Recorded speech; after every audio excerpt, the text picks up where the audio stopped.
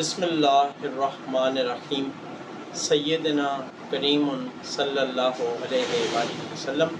میں ہوں homeopathic doctor ظفر حمید ملک۔ آج آپ کو رزق کی وسعت کے لیے، رزق میں برکت کے لیے وظیفہ بتاؤں گا۔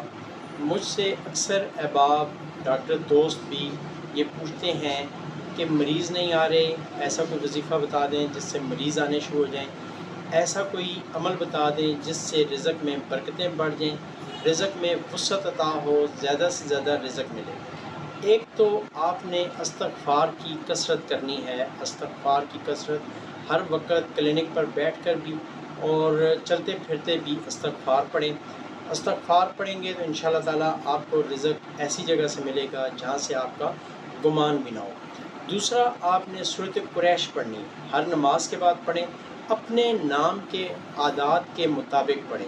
اب آپ کے نام کے اعداد کے مطابق کتنے بنیں گے، اس کے لیے آپ ویڈیو کے کمنٹ میں اپنا نام انٹر کر دیں۔ میں آپ کو بتاؤں گا کہ آپ نے ہر نماز کے بعد کتنی دفعہ سورۃ قریش پڑھنی ہے۔ سورۃ قریش ہر نماز کے بعد پڑھیں گے تو انشاءاللہ تعالیٰ آپ دیکھیے گا چند دنوں میں آپ کے رزق میں وسعت آئے گی اور رزق انشاءاللہ تعالیٰ آپ کا بڑھ جائے گا۔ Thank you very much. السلام علیکم ورحمۃ اللہ وبرکاتہ۔